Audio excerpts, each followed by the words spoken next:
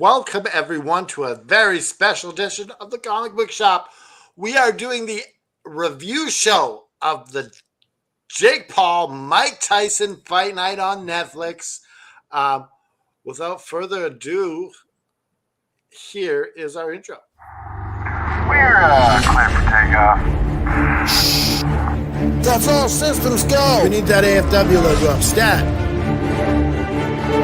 You're watching the AFW Network. Get ready. It's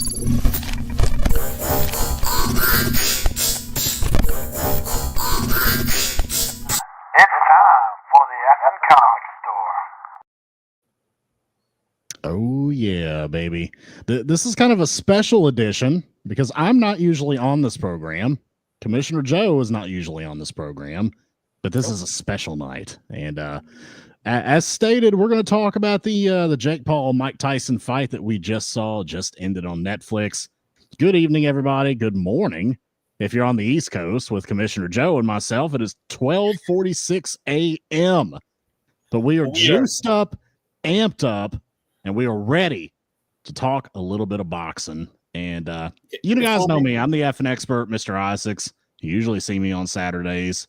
Good evening, everybody. Also known as Mauro Ronaldo Light. Mamma mia! Now he had some really good one-liners all night. Yes. Let me introduce myself. First, I am the patron saint of professional boxing. I am that gingered up, bubbly son of a bitch. I'm Canada effing dry. You also may know me as Todd McNasty. Oh, yeah. Todd McNasty at almost 1 o'clock in the morning. That's what we need. Todd McNasty's time to shine. That's what we need right here on the AFW network at almost 1 o'clock in the morning, my friend. That's what we need. Now, we've got our triangular partner down below. We're a triad, the best threesome you're going to find on YouTube at this time of night on a Friday evening, early Saturday morning, whatever. That's going to throw me off all night. Yeah. Go ahead and introduce yourself, fine sir. You guys know it's me, Commissioner Joe, EVP of everything AFW, which now includes our combat sports division. This is a big thing. We are expanding, right? This is. I'm not giving a shout out to Millennial Noob. Just can't call him Noob anymore. We have to call him Millennial Noob. What's going on, Noob? Noob finally decided that he's going to catch up about 24 years and join this current millennium. Do you remember like the Seinfeld episode where he's getting ready for the party? Yeah. He books the party like 15 years in advance, and then they're like, the millennium actually starts in 2001. And they're like, damn it. That's Noob. He just now caught wind that we're in the current millennium. But, so he's like Newman. He's Newman. Okay. Before we start talking, you Mr. Isaacs, are kind of our resident expert for the boxing, correct? Right. Combat sports in general. I'm a combat sports aficionado, yeah. Explain to me why we had 4 matches tonight. One was 6 rounds. You had an 8-round fight. You had a 10. Why isn't everything just uniform? Yeah, boxing just doesn't do it like that, man. It's not like in mixed martial arts where all the fights are 3 rounds and title fights are 5 rounds. Like where this is dictated by sanctioning bodies, of which there are 4 major ones in boxing. There's different rules all the time.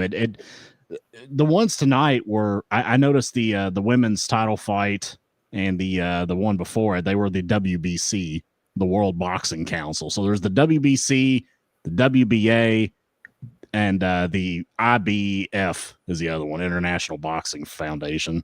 Is WBO not a thing anymore, or am I just making that up? WBO? Yeah. WBO exists, but it's known as like kind of a lower tier one.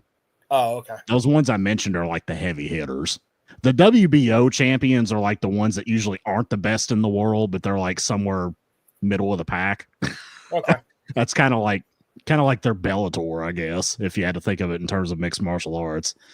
So yeah, I mean, there's a lot of discrepancies. The fighters have a lot of say, and and the rules and everything. That's why you see all these wacky modified rules. Boxing's just a lot more loosey-goosey than mixed martial arts when it comes to rule sets. So tell me, Jeremy, what do you know about MVP promotions? I mean, not a lot. I mean, I don't know much about them at all. I mean, there's a ton of different promotions that put on boxing fights. I don't know if maybe this is Jake Paul's promotion, which it could be, because I think he might have been the one promoting this fight.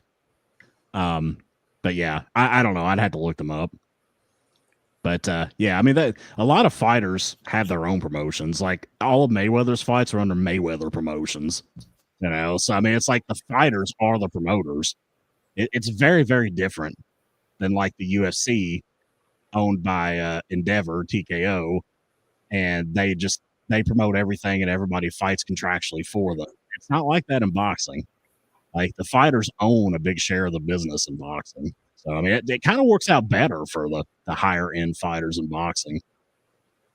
Does that answer your question? All right, yeah, sounds good. All right, well, we'll just kind of get into this, and we'll just riff and kind of. Oh yeah, we'll keep it light and joke as always. Go off on whatever, but I guess the first thing that I wanted to mention is a fan favorite of ours here on the AFW network, Mr. Mauro Ranallo, doing commentary. How amazing is Mauro? Like I miss hearing him so much. Yeah, and I'm right there with you. I just Mauro Ranallo. I don't care what anybody says. He is the most accomplished, best play-by-play broadcaster in all of combat sports. He has done high-level pro wrestling, WWE. He's done high-level kickboxing. He called Glory Kickboxing. He's done high-level MMA. He did Strikeforce and Bellator and Pride Fighting Championships. And he's done, all these different boxing events. He's called a lot of Mayweather's fights. He was the voice of Showtime Boxing for many years, which housed all of Mayweather's fights, among many other people. So it was really good to see that they got him behind the mic, because there's just nobody that does this better than him, in my opinion. Commissioner Joe. Ronaldo started right here in my hometown of Vancouver. He did. Calling All-Star Wrestling. Yeah. In Vancouver here. That's how he started. I heard him on an interview a long time ago, back when Jim Cornette was doing interviews on his podcast. He had Mauro on as a guest one time, and Mauro got his start as a manager in pro wrestling, and he said that he saw himself as like the Canadian Jim Cornette. That's what he said at the time. So he was actually a manager when he first got started, and then he transitioned to commentary, and somehow him doing commentary in pro wrestling led to a gig with Pride Fighting Championships in Japan, and the rest is history from there. So he also does MLW wrestling. Yeah. You mentioned that in the chat. Is he just doing like the big events? Is he doing the TV? I said he signed with him. It was in the news. Wrestling. I think MLW does batch recordings like TNA does. I think they do a bunch at once. Yeah, it has. So you get him in, and he does a bunch of. I think episodes, so. Yeah, I think that's how. And then you only have to come in once a month. Well, but I will say, I did enjoy hearing Mauro Ranallo, and I made this joke that it was just like probably second nature to him. But he just said shock the system, and it just brought back that wave of black and gold NXT. Oh yeah, for sure. Undisputed era. He had some amazing lines. He's leaking like a political document. These two are as close as a low. These two are as close as a lower L and an upper I. Yeah, I caught that one. Yeah.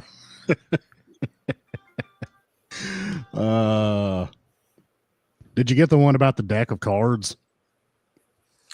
Yeah, what was that one? It's like he hit the deck harder than a card dealer. Yeah. Jake Paul's power is scarier than a gas station restroom. I mean, he spoke a little too soon there, because after that, there was nothing in that fight. Well, a bit a restroom and a gas station just kind of flickering. So Yeah, I mean, plus they've got all the like funk on the floor and shit. I you mean, got it's the pretty blue scary. lights so the addicts can't shoot up. Yeah. They give you the key with the hubcap attached to it, so you can't steal the keys. Did you ever leave the keys in the bathroom? No. No. I did it one time. And they probably hated you, didn't they? I was like, I quickly just got the fuck out of there. Oh, they really hated you then. Oh yeah. See, that's why they put the hubcap on it. So it's like Yeah, I think I put it down to wash my hands. It's harder to lose when you attach a hubcap, Yeah. right?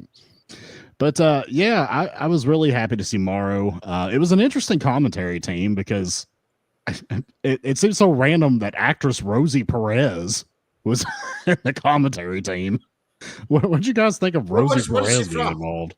I think personally, I think I wouldn't have done a 3-man booth for this. Like, this is your first big go on Netflix, and you're trying to, like, you have the potential to draw in a bunch of new fans, and she wasn't good. No, I she couldn't wasn't. stand her. What is she from? Oh, geez, she's in a bunch of like Never heard movies of and her TV before. shows and stuff. I mean, she's in a bunch of stuff from like the '90s. Oh, okay, so nothing. Like, Nothing recent. No. I mean, she's like up in her 50s, I think. But I mean, she's done a lot of stuff back in like the 90s. A lot of like kind of stereotypical female Spanish roles from like the 90s. Like she did a lot of those. So the 3-man booth was who? It was Mauro Ronaldo, Rosie Perez, and Roy Jones Jr. Oh, so that's the guy he fought recently. He fought Roy Jones Jr. back during the pandemic on Triller. Yeah. They had like an exhibition fight. it wasn't a sanctioned match. It was an exhibition. Yeah, it was one of those empty arena fights. But Roy Jones beat Mike Tyson. Yeah, it was back in like 2020, I think. Oh, Mike Tyson didn't even win that match. Oh. No, Roy Jones won. Which, I mean, I don't know how familiar you two are with boxing history, but Roy Jones Jr. is one of the greatest of all time, too. Oh, I know that. I know a lot of names. I don't get invested in boxing, and that women's match is example number one why I don't. Well, we'll get to that. We'll get to it. Yes. Okay. Well, I mean, we can kind of jump around here. I mean, Joe, what did you think of that women's fight? I think the judges sucked and got the decision absolutely wrong. How do you throw the most punches, land the most punches, sit there, have your opponent get deducted a point, and you still lose? No. Yeah, that was highway robbery. That is something that we see a lot in boxing. And allegedly, apparently the first match in MSG went the same way. Yeah. Which I haven't seen the first fight. This is my big problem with boxing is like it feels like it's corrupt and set up.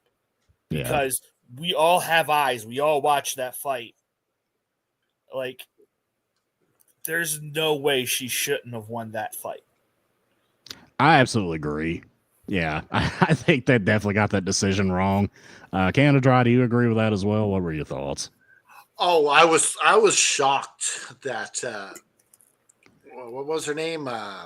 It was Taylor Taylor retained, and Serrano was the Serrano. There we go. Yeah, Serrano. Yeah, that gash though on her. Oh my goodness, it looked like mud flaps or something. I don't know. Like it was just like. I saw somebody on Facebook say that her eyes started waving at the crowd. I will say, good for her manager, coach, for calling out that referee and everything else. Like he was like, maybe if we had a referee who would do his job, she would have won. Yeah. Oh yeah. Some like boxing trainers, they give no fucks when it comes to like getting in the face of referees and stuff. Like they don't care. And they shouldn't. This isn't WWE or AEW. Like this is supposed to be legit, real, like not playing. Like it's supposed to be called right down the middle fairly. So yeah. And it is an unfortunate reality that there's a lot of bad decisions in boxing. And this is one of them. So I don't think she was on purpose headbutting her. I don't think so either. It was incidental contact, and I had a problem with the point deduction, and so did Roy Jones Jr. when they played it back and showed it back, because she clearly didn't headbutt her whenever he took a point away. She kind of like led her head in and kind of pushed on her chest, but she didn't headbutt her. But he stopped the fight for a second and deducted a point from her because of it. So I'm just a logic guy. So I'm thinking you get your head in there and you can't get hit. So this is a way of like defending yourself. Am I right to assume that? Yeah, you're right. So, in boxing, if you're trying to get on the inside or you end up on the inside, you don't want to be on the inside somebody's reach, when you're chest to chest with them, you clinch with them. So when you clinch with them, the referee separates you and you take a few steps back. It's a tactic you see a lot. You see Tyson's opponents do it a lot. You saw Jake Paul do it a lot tonight. And it's just a tactic to space them back out and stay away from his inside game. It's what all heavyweights do. All they do is hug. Heavyweights do it because they're gassed out. Heavyweights gas out super quick usually in big fights. So you do see a lot of hugging in heavyweight fights. Now, when you look at the lighter weight classes, like the first couple fights on this card, they're swinging for the fences a lot more, especially if they're Mexican. Yeah, if you get little Mexican fighters, they throw. Yeah, they're fun to watch. I'll watch that all day. I can't. I hated that main event. Yeah. Well, do y'all have any thoughts about the first couple of fights in particular? Anything that stood out to you? Yeah, let's talk about this first match. Okay, so let's talk about the first match. It was Goya versus Nunes. Yeah. So apparently Nunes has got like some comedy coming up on Netflix. He's apparently so. Yeah. Yeah. I don't know. It's like Spanish language, I'm sure. Like, I don't think it's. So yes, it's some Latino. Yeah. Specific for maybe he needs a backup career in case his boxing thing doesn't work out. He's just trying to be the Hispanic Jake Paul, I guess. Kind of a social media guy. He's a character. Oh yeah. I mean, how often do you see in a fight a guy dry hump his opponent in the corner? Never. Yeah, he did that on purpose. Very WWE like. Yeah. Yeah, he was a character. He was playing with him a lot. But he completely outclassed him. He outclassed Nunes bad. Dude, but yeah, he did play on him a lot. He dry humped him in the corner. He kept lowering his hands down and kind of mocking him. Yeah, he just looked like he was bored with the fight. He was showboating like. He's from India. Yeah. And apparently the first guy signed to MVP Promotions. That's why I asked you earlier. They said that this is the first guy signed to MVP Promotions. Let me look up MVP Promotions and just see what comes up. Why don't you tell us your thoughts, Joe? While I think I was entertained by this first match. Like, it did what it. Like, I feel like it did what it was supposed to. It got me excited, ready for the night. This is the first time I've watched any boxing in I don't know how long. So I enjoyed it. It's a shame this guy has no power behind his punches because we probably could have seen a knockout. Because that guy that like I said, Goya was completely outclassed. I don't remember his name, Nunes or whatever. Yeah, Nunes. But Goya, it looks like he looked like he had no desire to finish this match. He was just just barely punching him. I'm like sitting there watching him do his combos, and I'm like, that just doesn't look like it hurts. It doesn't. You're not doing any damage. Okay. But how do you not get mad when a guy throws you in the corner, starts dry? How do you not get mad? With dry humping you. Oh, I would be furious. So, okay. So of tonight's fighters, Jake Paul, Amanda Serrano, and Niraj Goyat are all MVP fighters. So I think this is Jake Paul's promotion. It doesn't say that. It doesn't say that specifically, but I'm pretty sure Jake Paul owns it. I'm sure or maybe a percentage of it. Yeah. Yeah, he at least owns part of it, I'm sure. But yeah, so it looks like it is Jake Paul's promotion. Yeah, but that fight was funny though, the showboating and everything. But Goyat just completely outclassed him. So let's get back to that the corner bit. Yeah. Now, if you're in this fight, Jeremy, someone does that to you, do you come out swinging? Yes. Like he just took it. Well, here's the thing too. A lot of times showboating kind of fighters do this to get you out of your game. Because if they can elicit emotion from you, then you start straying off your game plan and you start getting a little reckless. And you start trying to go for big shots, which leaves you open for big counter shots. That's why a lot of fighters do that. So I'm sure that's probably what Goyat was doing here. But then again, maybe he just wanted to make an ass of himself. I don't know. That's a possibility too. But you see this tactic a lot from fighters that kind of like to run their mouth a lot. You see the Diaz brothers do this a lot in MMA. They try to talk shit to their opponent to get them off their game and get them to make mistakes. But there's a difference. The Diaz brothers can back it up and finish a fight. Yeah. This guy couldn't. Well, and to be fair too, it is a little harder to finish a fight in boxing just because the gloves are so much thicker. But yeah, if he had really like put his foot on the gas pedal, he probably could have knocked a guy out. But he just kind of pitter-pattered, jabbed him, and played with him a bit, but still dominated. Oh, yeah. I mean, the decision was never in doubt. Yeah. Canada, did you have any thoughts on the second fight? So we were talking about Barrios versus Ramos. Yeah. Yes. Okay, so we got this is where Ronaldo said leaking like a political document. I'll just give you my overall thoughts on this fight. I thought this was a fantastic fight, and it was a tale of two fights because Barrios dominated the first half of the fight, and Ramos dominated the second half of the fight. But Barrios did a little bit more. Just a bit, yeah. Just a little bit more, just a sliver more in those early rounds, and ended up winning a decision. But this was a really, really good fight. Really back. So there was the moment when Barrios hit Ramos, and it looked like his glove touched the ground. Yeah, and it wasn't counted as a knockout. Well, they tried to do the replay to see that, and it got cut off by the start of the next round. But yeah, there was debate over whether or not his glove touched the ground. Roy Jones and Morrow were discussing this and trying to ascertain if his glove touched, because if it did, that would be ruled a knockdown legally. Yeah. Given the production of tonight, we were never going to know that answer. Yeah. So after this second fight, that's when everything kind of hit a brick wall for a lot of us, because I found an article on a combat sports site that I follow. It's a site that's been around for like 20 years. It's called Bloody Elbow. And it's mostly an MMA site, but, they cover some special boxing events too.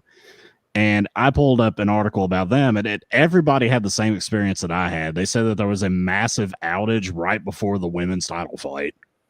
And like most users had nothing for a while. I mean, my Netflix app froze up and completely closed. And it just rinse, repeat. Yeah. It was like I get like 15 seconds and it started buffering. Like, I mean, this happened probably for about 20, 25 minutes. We talk a little bit more about the Barrios Ramos fight, though? Sure, go ahead. I want to know what Joe thinks. Joe, what do you think of that fight, buddy?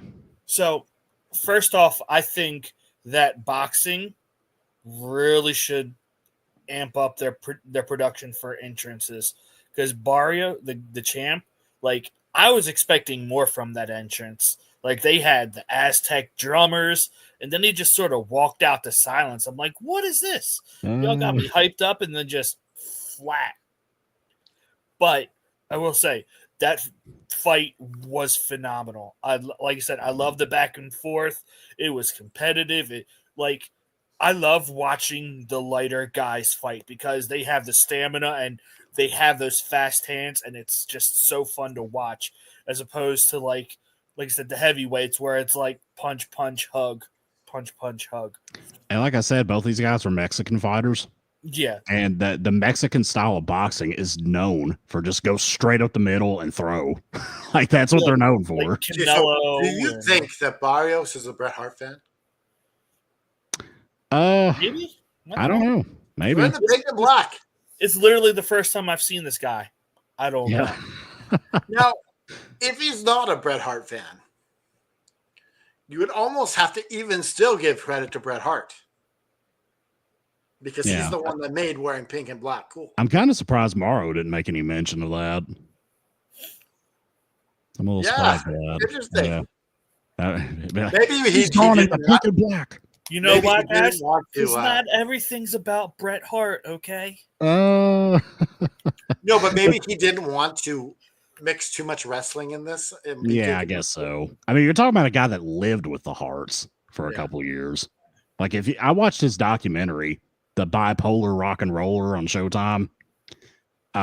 This is how do I watch this? It's on Showtime. So if you have like Paramount Plus or something, it should be on there. Yes, if I look up The Bipolar Rock and Roller on Paramount Plus, I might be able to find it. Yeah.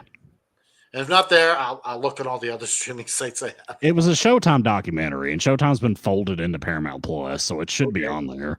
But I watched it. It was a few years ago, and it kind of went over his history, and it mentioned that when he was working with the Harts and he was dating one of Natty's sisters, he actually the one with the small hand. The one with the small hand. Is that bad? Well, they interview her in the documentary, so you can go back and see which one it is. But yeah, he lived with them for a couple of years.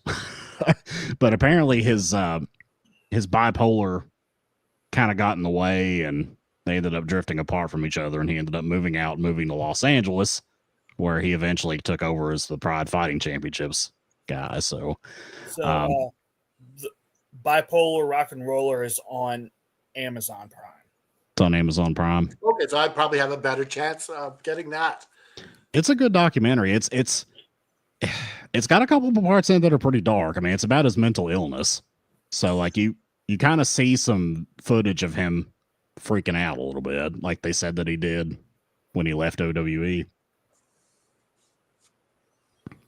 So I mean, it's it can tug on your heartstrings a little bit, but it's a great story though. And I mean, this guy's a genius. Like they played video of him, just like a home recording from the early 90s, and he's just like reciting like pages of a book, like without even looking at it, just not stammering, not stumbling over the words or anything. It's just like some kind of superpower his brain has with his mental illness. So it's the reason why he's so good off the cuff, and why he could just come up with these obscure pop culture metaphors on the spot, not trip over his words at all.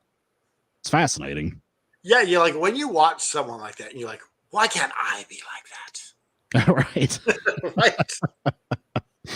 Yeah. But yeah, I mean, I'd highly recommend checking it out for anybody that's a fan of Morrow. I've been a fan of Morrow for a very long time. Yeah. Long time before he was involved in New Japan or WWE. So we were wondering with this question, and has Tony Khan reached out to Mauro Ranallo? I don't know. I would dump Excalibur in a fucking heartbeat if I could get Mauro Ranallo. Oh, he's the GOAT. Yeah. He's never reached the pinnacle of what pro wrestling is. I would like to see Mauro Ranallo and like Tony Schiavone in the booth just to see how they play off. Oh, that would be a good booth. Two very excited men. Yeah. They'd bring a lot of energy. Or you know what else would be great? Mauro and Nigel would be fantastic. Yes. Because Mauro can banter, and like he can do the kayfabe side of commentary. He doesn't sound wooden like Joe Tessitore. You know, like Joe Tessitore is a brilliant sports broadcaster, But Yeah. man, it's a bit rough hearing him call Raw. I'm not gonna lie. I don't mind Riccaboni though. Riccaboni's pretty good, yeah. Riccaboni's good because he can do it by himself because he's done ROH by himself for so long. He did the Joey Styles thing for a while. Yeah, Joey Styles is another good one too. Joey Styles is great, very underrated. Did all the big ECW shows for a long time by himself with no color guy. Mm-hmm. I mean, just fantastic stuff. But yeah, I think Morrow's at the top of the pack of anybody that's available today. So I would take him over anybody in AEW. I'd take him over anybody in WWE. I would take him over John Anik in the UFC. Like, I kind of wish they would hire Morrow to do UFC instead of John Anik, who, I mean, he's okay. One thing I forgot to talk about was about Katie Taylor. So at one point, women's boxing was banned in Ireland. And so she had to dress up like a boy. Disguise herself as a boy to fight. That's I can't believe that. You know where she got that from, right? She took inspiration from Mulan. Have you I forgot you don't have kids, right? You never seen the Disney movie Mulan? I haven't seen Mulan actually. So basically what it is it's Mulan is a girl who dresses up as a boy to go fight the war in Japan because they only wanted boys. So she pretends to be a boy to go fight to defend her father. Joan of Arc did that too. Yeah. Or what's that movie that Amanda Bynes was in? She's the Man or something like that. Yeah, I think that's it. Yep. This is the worst case of all of them. Like she wanted to like play on the boys' soccer team or something, so she had to like pretend to be a boy. That was so dumb. The fact that you'd watch this movie, I can't believe it. That was out sometime back in the 90s, right? I mean, that was probably like 98, 97, something like that. But that's when female boxing was banned in Ireland. No, I was talking about she's the man. Yeah. I thought you knew something about the band. Yeah, I think Amanda Bynes came around in the 2000s, right? I don't know. I don't know. Gotta look it up. It's gonna bug me if I don't. Fact checker Joe is gonna get to the bottom of this. All about Amanda Bynes. It's the world of pop culture, so I guess it works. So She's the Man came out in 2006. Really? 2000? I was thinking it was from like 98, 99. Wow, I was way off. Speaking of guys pretending to be girls, and I can't remember the name, and it's gonna bug me, but it was like a high school coach who used like boys as girls for like soccer or something, and at the end, like didn't you give them like horse tranquilizers or something? I don't know. Are you talking about Ladybugs? Yes, Ladybugs. Dangerfield movie. Yeah, that's exactly what I'm thinking. Oh, this is a fictional thing. Okay. Yeah. Fictional. Yeah, okay, that's a funny movie. Yeah. There's also something I thought was hilarious in this women's fight. So there's this beautiful moment for the women, and they're just like a women's moment of women's labor, whatever you want to call it, women's movement or whatever. And all you see is these big ass titties in the background. It's like good for you, but there's the titties. The ring card girls. Yeah, they're just there. They're big old titties, just taking up a quarter of the screen. You know what's funny because there's a female, an all women's MMA promotion called Invicta Fighting Championship, and they used male ring card boys. I think that's appropriate. This is the women's match. There should be sexy men in there. Yeah, like they got like a UFC fighter. I think he's passed away now, but he was like a model. He had like long hair and like ripped and everything, and he was like the ring card boy for Invicta. They should get Billy Gunn to do it. Billy Gunn. Remember that horrible ass segment for the M&M collection there? Well, speaking of asses, did you all see Mike Tyson's ass? Sure That's another did, thing. yeah. It's just like, Like, the why? the cameraman zooms down to it as well. Yeah, I know. That's the worst thing. It's like, why is the camera Hands down. zooming in on this? Like, why did they find it necessary to give us a glimpse of Mike Tyson's ass? Like, I mean, any thoughts here, guys? Like, what were they going for? Was this just a total mistake? Shock value, maybe? I don't know.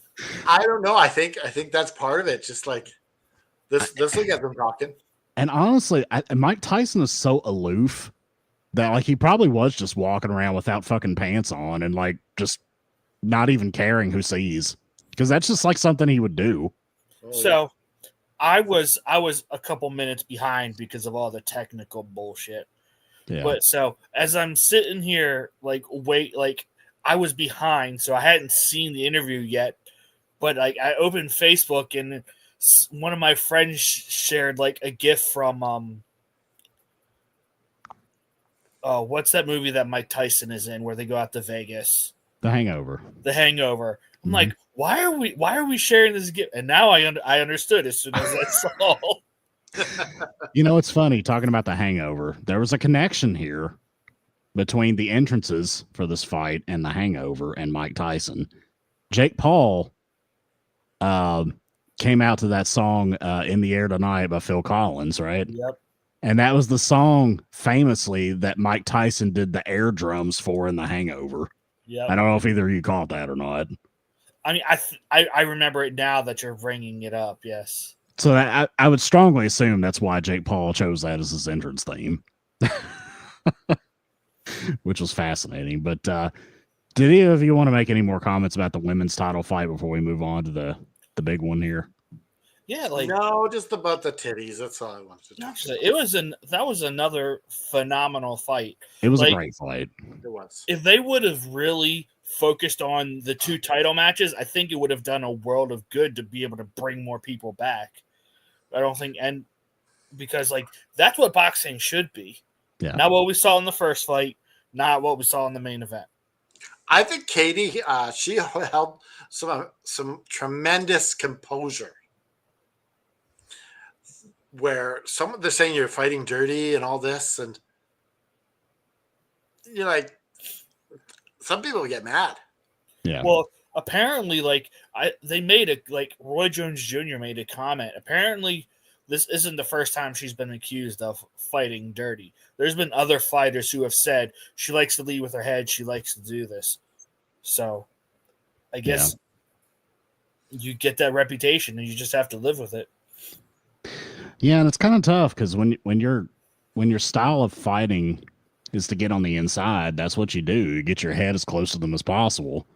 And when you do that, you're inevitably going to have incidental contact from time to time. So it's kind of a catch-22, you know? It's like and I can see why they would feel that way. Yeah, absolutely. Well. So I mean it's the same thing as like John Jones, who's fighting tomorrow night against Stipe Miocic in the UFC pay-per-view, has always been accused of being dirty because his stand-up striking stance, he would keep his fingers out, and he was always poking his opponents in the eye because they would come forward and run into his fingers. So I mean, that was like a big deal for a long time. Everybody thought, John was a cheater because he's poking people in the eye on purpose. But yeah. I don't think he's doing it on purpose. He's a cheater for other reasons. Well, yeah, he popped positive for cocaine after beating Daniel Cormier the last time they fought. And before that, didn't he? He's popped for PEDs before, right? Yeah, he had something in the system for one fight. I just remember the cocaine being in the system after the John Jones or the Daniel Cormier fight. And it also doesn't help because like he got in a lot of high speed chases. He had domestic violence issues. So. He's had a lot of issues over the years. Like it boggles my mind that the UFC still brings him back. He's probably the greatest of all time. Honestly, I mean, he's skill wise. I think he's the greatest MMA fighter of all time. I mean, he's unbeaten. He lost one bullshit disqualification. Of course he's unbeaten. He takes cocaine and drugs. What the fuck? I just can't imagine like going on a bender, partying, and doing fucking cocaine, and then winning a UFC title fight. That just blows my mind. There was an Oakland A's pitcher that was high on acid and threw a no-hitter. I don't know who that is. There's this documentary on Netflix called No, and it goes through the whole story of his no-hitter that he throws. Nice. Wow. While on a high, he's high on something. He doesn't even remember the game. Jeez. He throws a no-hitter. He doesn't remember it. That's just freak athleticism. Yeah. Like, you're just built to be an athlete when you could just get loaded like that and go out and fucking win and not even remember it. Like, I mean, that's just Not just natural. win, but throw a no-hitter. Like one of the hardest things to do. That's just natural, pure athleticism. Like, you just turn on autopilot and just go. That's insane. It's just one of those things that, like, 99.8% of humans are not capable of. But that I can 0.02 barely like walk without like tripping on something. So I mean, JFB can barely do a podcast after taking vitamins. So, we're waiting for you, JFB. Where the hell are you? But I think that kind of goes with time, right? We all get older. Yeah, well, I think that's what I kind of got out of this main event. Yeah, That we all get older. We are, and what's that song out? I ain't as good as I once was, but I'm as good once as I ever was. Toby Keith, baby. Yeah. Well, let's go ahead and get into the main event. I mean, that's the crux of why we're here. We're 41 minutes in. Let's go ahead and get into it. We talked about the Jake Paul entrance in the air tonight by Phil Collins, reference to Mike Tyson's famous hangover scene, which Tyson credits with getting his career back on board. Apparently, he was almost broke when he did the hangover, and his post-hangover stardom shot up, and he like made a bunch of money back again. So it like saved his life doing the hangover. He's got the Mike Tyson Mysteries on Netflix there too. Yeah. It's that's an Adult Swim show, I think, isn't it? Yeah. Mike Tyson Mysteries, which is ridiculous if you've ever seen it. It Never is saw funny. that. So Yeah, but it's on Netflix. Look it up, Mike Tyson Mysteries. Yeah, it's an Adult Swim show. It's interesting. I'm not gonna say it's good, but it's interesting. You can watch one episode and have a good time. Yeah. I mean, it's enjoyable. Yeah, but is it more enjoyable than this main event fight? probably. Oh, for sure. Yeah. For sure. So we get Tyson coming out here. I mean, he looked like he was in the right mood. He almost tripped in the entranceway. I don't know if you saw that. He stumbled coming out of the entranceway. I was like, oh God. But he had the stone cold killer look on his face, like the Tyson of old. And I'm going to be frank with you guys. I saw everybody on the internet say, oh, Tyson's going to kill him. He's going to knock him out in the first round. I knew as soon as this fight was announced that this is the exact outcome that was going to happen. Yeah. That it was going to be Jake Paul using his superior conditioning and youth to stay out of range of Tyson's short punches, because Tyson's an inside fighter. Jake Paul's an outside fighter. He's got a good jab. He's going to jab him and keep him at bay, circle around him till he gets tired. Then he's going to start unloading heavy shots on him. That's exactly what happened. And he won a decision, which is exactly what I predicted. The expert wins again. 80% of the internet said otherwise. Yeah. So I forgot what I was going to say. Just overall thoughts about the fight. Anything you want to say about it? It was boring, and this match gives so much credence to the people who say that boxing is fixed, because this shit looked like it was fixed. It looked like it was pre-planned, because at the end of every round, the last 10 seconds, they just stood there. Where every other fighter, that's when you get that flurry of punches. Yeah. Well, like I said, sorry to cut you off, but I said this in one of our group chats.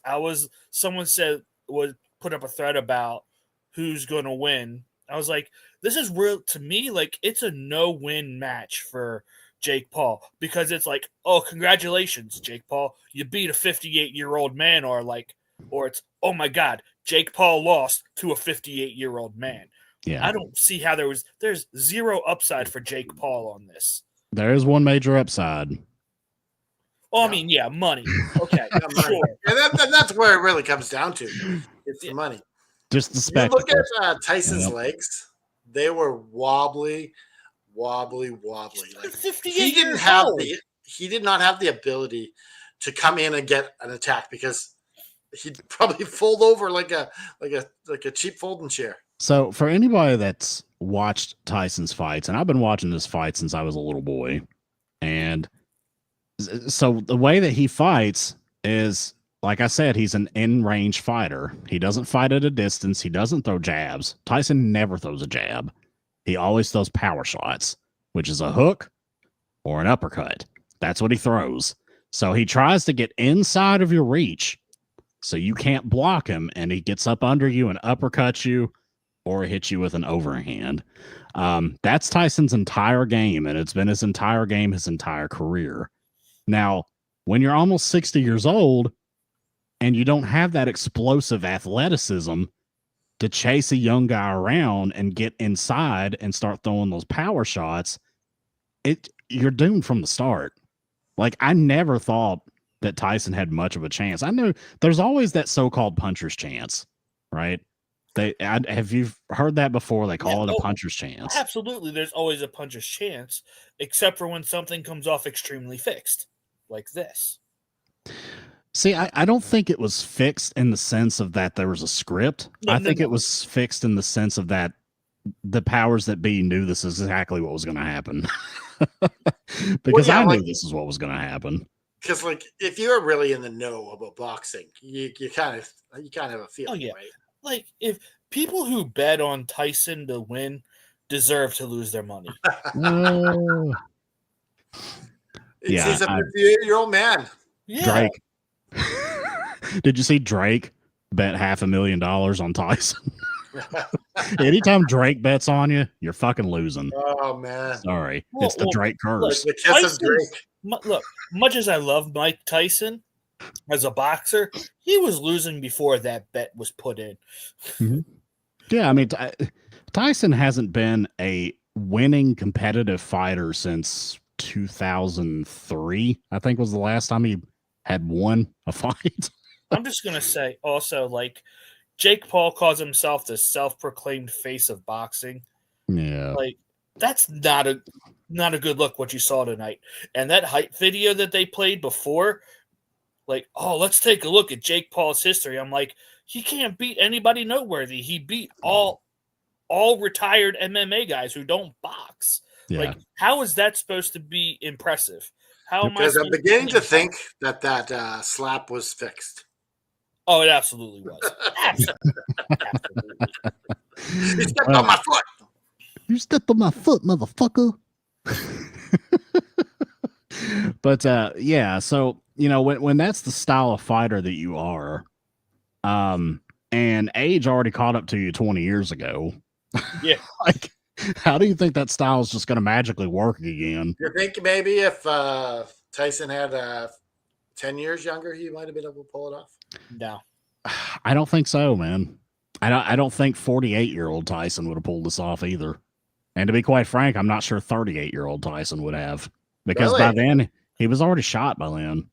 Yeah. Like, I mean, he, in the mid-2000s. Because by 38, he'd already been boxing for at least 20 years. Yeah, he'd been boxing since he was like 16. Yeah. So, like, I mean, the guy had taken a lot of damage at that point. And by like the mid-2000s, he was giving up. Like, in the middle of a fight, he just wouldn't come off the bench and it'd be a TKO loss. I mean, that happened like once or twice.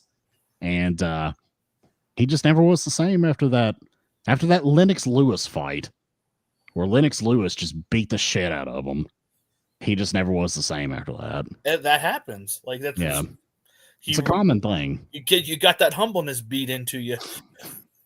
And Tyson's style is not very technical. It just relies a lot on brute athleticism and speed and power. And those things diminish greatly when you get older. And you can't be like a technician like, say, a George Foreman who won a world title in his 50s. So, I mean, it's different. That was a short reign. George Foreman, he was slow. He was slow, but he was powerful and he was technical. Yeah, he was. Yeah. He had but he was not on the high ends of 50, though. He was on the low end. Yeah.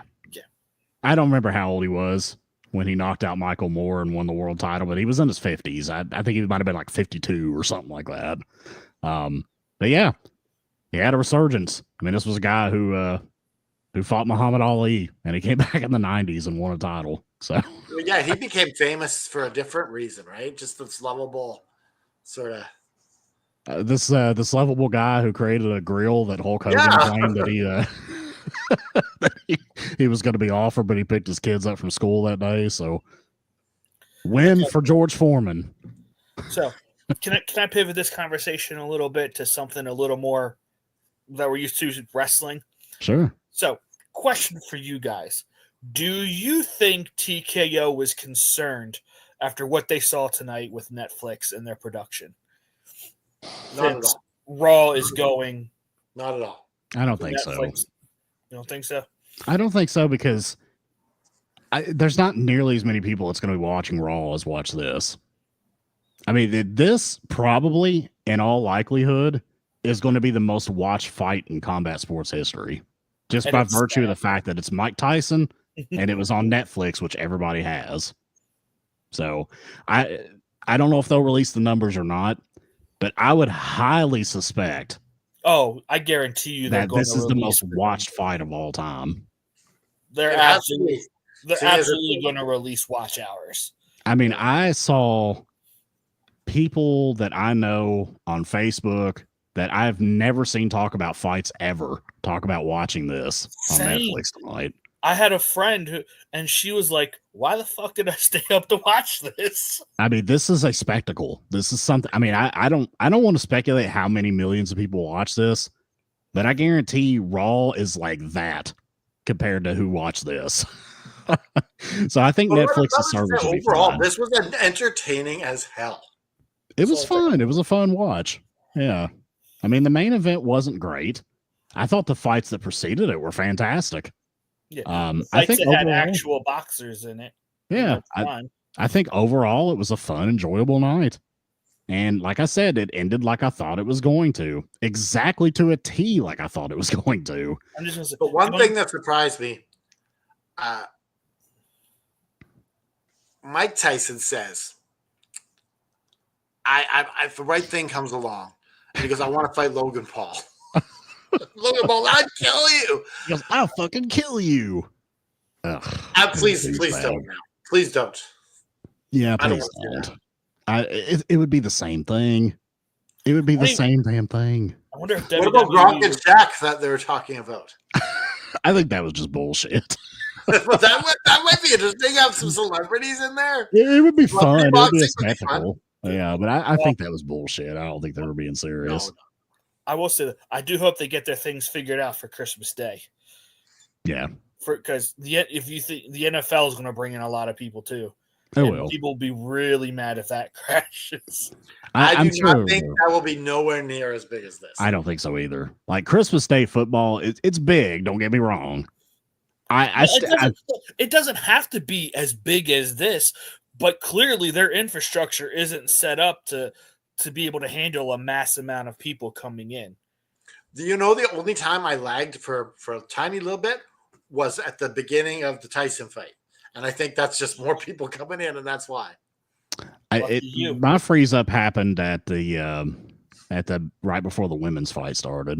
Yep. And that's apparently when most people had issues per the internet. It was the States. It was in the States. It was an issue. I will even go further. I don't think this is just the most watched fight of all time. I think this is the most watched streaming event of all time. I can't think of anything that's been live streamed that probably had more viewers than this. I can't think of anything. This is a generational sort of event. Yeah. Because, I mean, it's kind of like what, your favorite guy, Ariel Helwani, said when he was in the ring. Who's favorite guy? Your favorite guy, Ariel Helwani. he said something like, he made mention of all the 40-something-year-olds who were watching this nostalgic for, the Tyson of old, the Tyson they grew up watching. I would watch HBO fights and see Tyson just knock the head off of poor Michael Spinks and send him into retirement. I'll be honest with you. If we weren't doing this podcast, I would not have watched it tonight. That's how just disenfranchised from boxing I am. Yeah. Because, like you say, wrestling has too many belts. Good Lord, boxing has it's different with boxing. No, they have like a belt for every 3 pounds. Yeah. But it's good to have a bunch of weight classes, though, because cutting weight's dangerous. So it's like you need to have a lot more weight classes so you can safely weigh in without having to dehydrate yourself 20, 15 pounds. You can't compare wrestling belts what and you should boxing do belts. is you should have to weigh in the day of your fight so you're not cutting weight and then 24 hours later being extremely unhealthy, adding all that weight back on. I agree with that too. But Joe, you cannot compare wrestling belts and boxing belts. I disagree. When you have the WBO, no. One is a prop. One is a prop. One is a legitimate prize. Yeah. Yes. I don't care. You don't understand. I'm just saying the boxing. I have the Klitschko brothers from early 2000s. One was the other, and then they'd strip each other because they couldn't make them fight.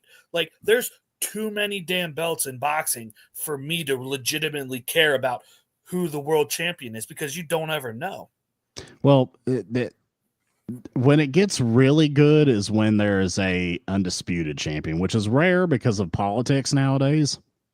There's usually a scenario where one champion will have 3 of the major belts, and then somebody else will have 1 of the major belts.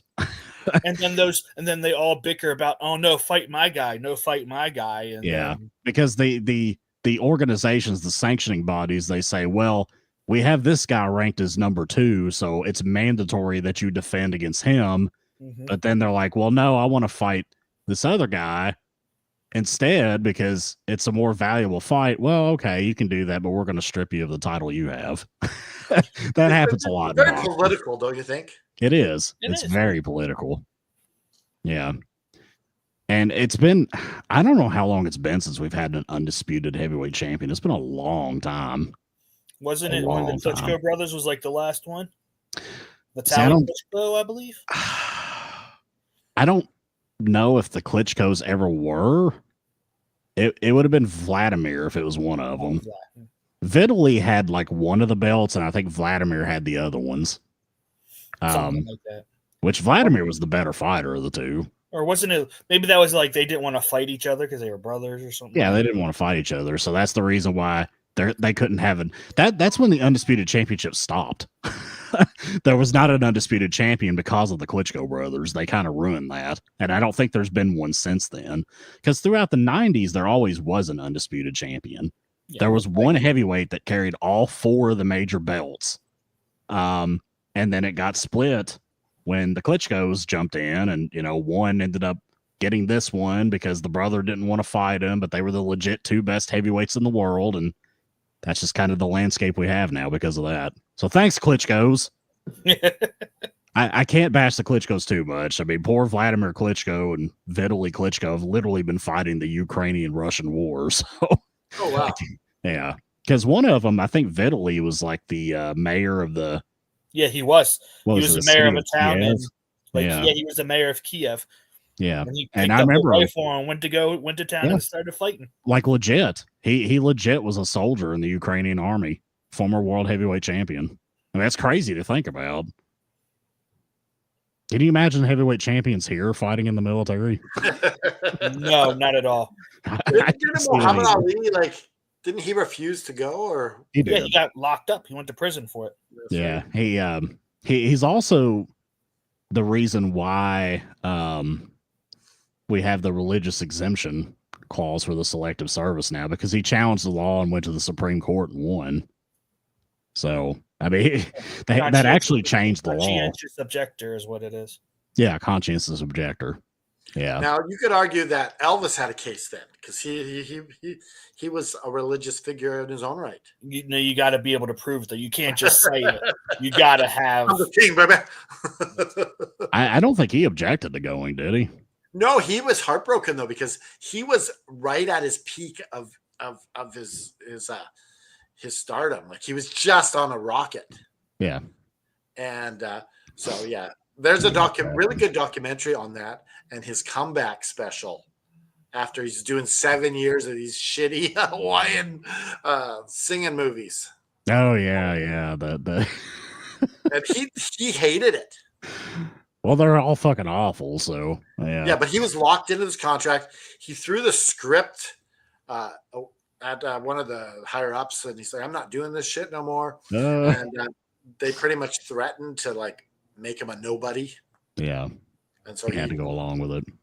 And so the entertainment business was absolutely ruthless.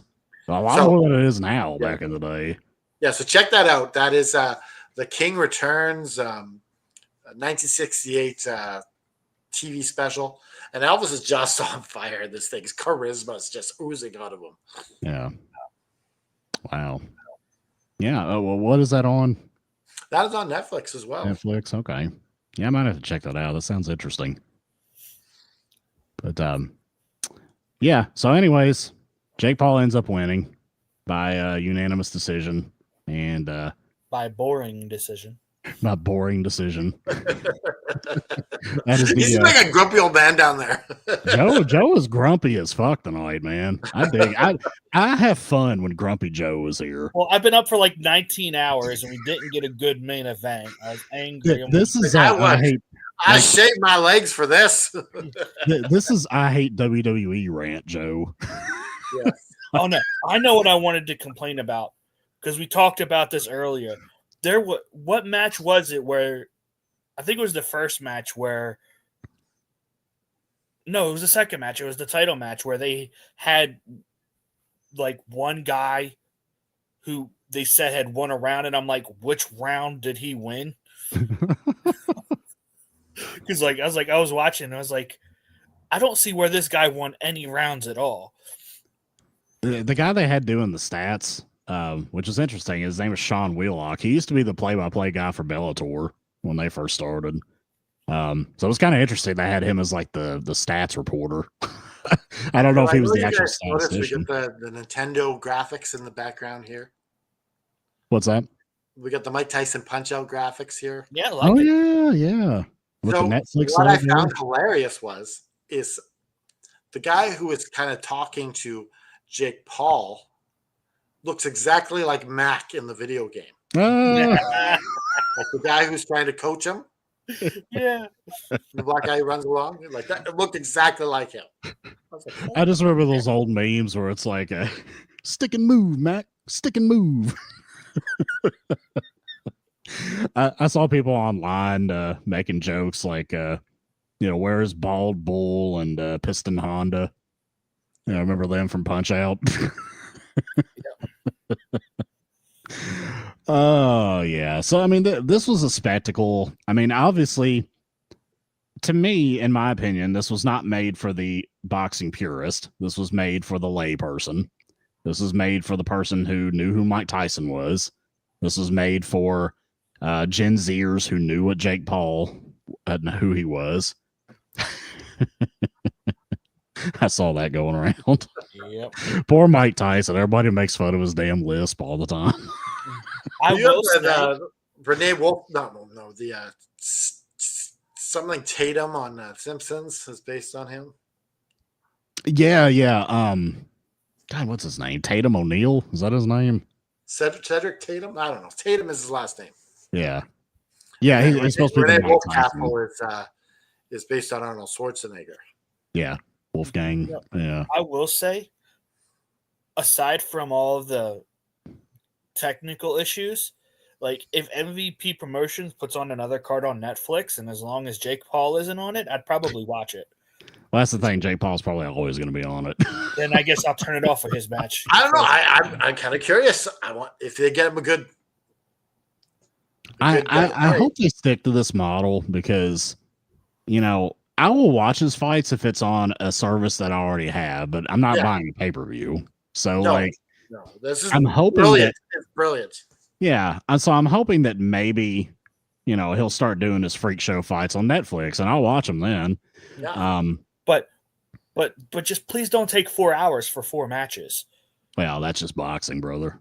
Dude, like That's just I how was it sitting is. here, I'm like, Listen, we don't have to do this every couple months because it's not a pay-per-view. Now listen, you guys like your 8-hour AEW pay-per-views, all right? that's because it's action, not let me fight. Now let's listen to the guys talk about the same thing they just talked about a half hour ago. I think this is the most sourpuss I've ever heard Joe. It's like I'm sitting here, I'm like, first off, I thought there were 6 matches because I read an article that said there was going to be 6 matches total. I was like, oh, I do believe there was. They were not televised. They're prelim matches. That's fucking bullshit. Yeah, there was prelims. The prelims started at like 5:30 Eastern. But they weren't. time. They weren't on Netflix. Yeah, they were on YouTube, I think. Okay. Yeah, they had prelims on Netflix. Why not just show them? Yeah, just viewer fatigue, I guess. I don't know. They didn't want people to watch an 8-hour show and then. Well, no, you have 2 different setups where you have these are prelims. You have a different icon. Then you have to go. I should have did that. It would have gave them a chance to stress test to see what happens when a bunch of people come on. Well, the prelims don't usually draw that much. I mean, if you watch a prelim fight, and this is even true in the UFC, I mean, it looks like the arena's at like 10% capacity. People don't really start filing in until the main card starts. I mean, that's quite common. They should start calling that in wrestling. Call it the prelims. Yeah. Instead of the buy-in. Well, I mean, the buy-in and 0 hour and all that kind of shit. I mean, it's all the same thing. They put it like on YouTube or whatever. It's kind of like a teaser. I was making a joke that they need to stop having people arriving in wrestling during the show. Like, so unprofessional. If we're thinking it's real. This guy doesn't even take his job seriously. He's arriving halfway into the show. Kevin Owens, he really wants to be the world champion. SmackDown's half over, and he's walking in He's with just getting shorts, here now. with basketball shorts and a cutoff T-shirt. It's so professional of Jake Paul to just already be there. Well, if you saw, they arrived at like they showed Tyson arriving at like 9:00 Central Time. It said, which had been like 10:00 our time. So he only showed up about an hour before the main event. And I think Jake Paul got there like a half hour before him. Yeah. So, which I'm kind of over that wrestling thing arriving in the middle of the show. I'm over that. Yeah, it's kind of stupid. Yeah. It's like, well, what are you going to do? There's an hour left and they're already on TV and just, I don't understand it. Stop doing it. It kind of makes sense for the boxers to do it because it makes them seem more important. Yeah. Like they can't be bothered by all the stuff that's going on. They're getting ready for the big fight. Like it kind of makes sense psychologically why they would do it in real fighing. At least in my opinion. I think we need to wrap this up. I agree. Yeah. So overall, I thought for the kind of like, it just leaves me thinking like, we're all going to get old and we're all going to get feeble. I just think about myself doing jujitsu in my 50s and like all of a sudden my legs are shot and I just like can't walk one day. Well, how long are you going to do this for? I figure I'll give it at least a good 10 years if my body holds up. Okay. So like, I'm 41 now. You're gonna try and win. Is there like championships you can win and stuff? Yeah. Oh yeah, they do tournaments all over the country. I don't know if I'm gonna compete. I've thought about it, but I don't know. But I am definitely going to try to stick to it long enough to be a black belt, which it takes about a decade to get. So, if I go all through my 40s and I stay healthy enough, then realistically, I should have a realistic chance of getting a black belt in my early 50s. Well, there you go. That's a goal that you're aiming for. That's cool. Yeah. In fact, there's a guy who has a jiu-jitsu YouTube channel here, and I'll mention his name. It's Jits Over 50. He's like this New Yorker guy, this Italian with a strong New York accent. He just got his brown belt. He's in like his mid 50s. And like he posts all kinds of instructional videos and videos of him rolling with like young, like 20-year-old white belts and like dominating them. Oh, he's And abusing them, is what he's and doing. his thick New York accent, he narrates all of his matches, and he's just like, as you can see here, Mark was trying to get the guillotine, but he had sloppy technique, and I took his back and choked him. It's pretty fascinating. I've been watching a lot of his stuff lately. But talking about the age thing, you look at some of these guys that like Colonel Sanders. He was an old man when he figured out this KFC thing. He was. I think he was like 50 when he started KFC, if I'm not mistaken. He was pretty old. Yeah, he was up there, and like Yeah. sometimes the genius takes a while. Yeah, some people bloom late in life. Yeah, that's just how it is. I started the AFW network here, middle age here. Yeah, and when you're a multimillionaire in a year or two, you could say you did it just like Colonel Sanders. You were the Colonel Sanders of wrestling. I think that's the important message for this is that it doesn't matter what age you are. If you have a dream, do it. Yeah, absolutely. I mean, I never would have thought I would have started jiu-jitsu at 40. But, I've had some life changes over the past year or two, and I felt like I needed to do something to kind of keep myself on track mentally and physically. So that's what we're doing. Who's the minion? I think Molly is calling Jake Paul the minion. Oh, then yes, that minion won. Stay tuned for next year when we have Logan Paul versus Mike Tyson. Molly has a theory that the minions are part of the Chiquita Banana conspiracy theory takeover. I mean, they look like bananas. Yeah. So, I mean, that would make sense.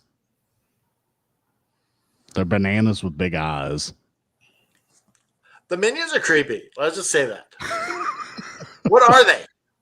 What exactly are they? I don't know. They're like fucking Twinkies with glasses on. I don't know. What's creepier, the minions or Gru who hangs out with them? Maybe he just has a real hankering for Gru's Twinkies. creepy, dude. They look like Twinkies. Okay, Yeah.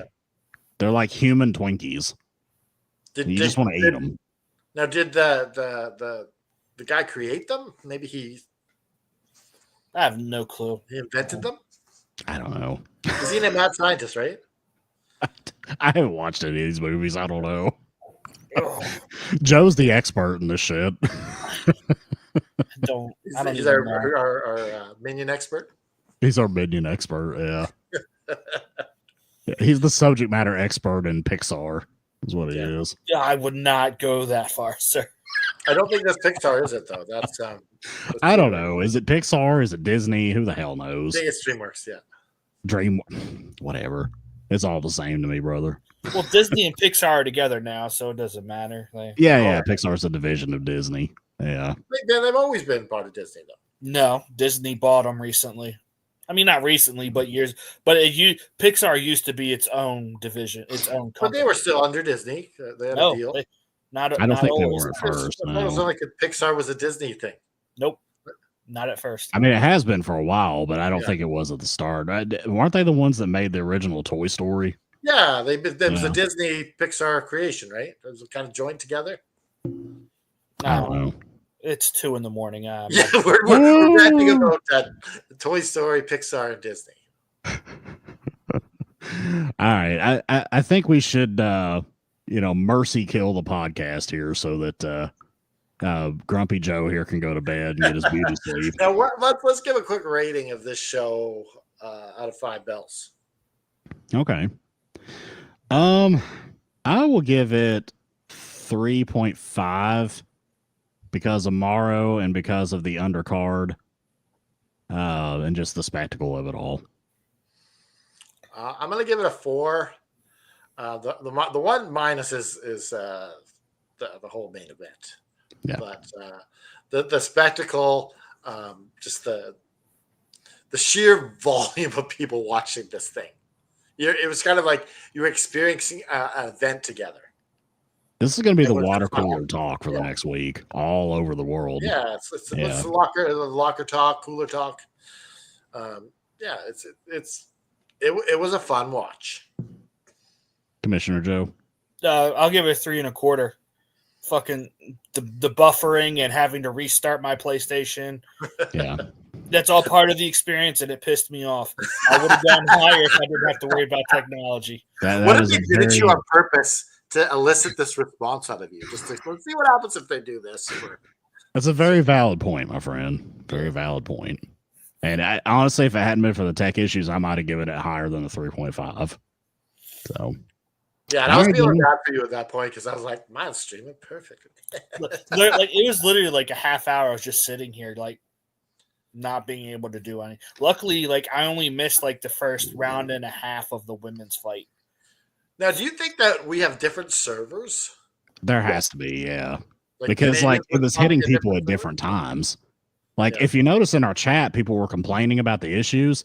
And I was like, oh, I haven't had a single issue at all. And then all of a sudden I hit a brick wall. And then they were fine. They were watching it. Or And then there's Joe had a different one. And we and then all had a there's, different like experience. you guys were complaining about Tyson's ass, and I hadn't even seen it yet. So Oh, poor guy. Poor guy. Now, were you able to assimilate our score here, Joe? just give them to me again real It quick. was 4 and 3.5 and 3.25. So 4, 3.5. Yeah. Not bad. Not bad. Canada, do you want to close this out here so we can shut down for the evening? All right. On behalf of the F expert, Mr. Isaacs, on behalf of Commissioner Joe, it's late. Raise your fist in the air, put the devil in a sharpshooter, and just keep fighting.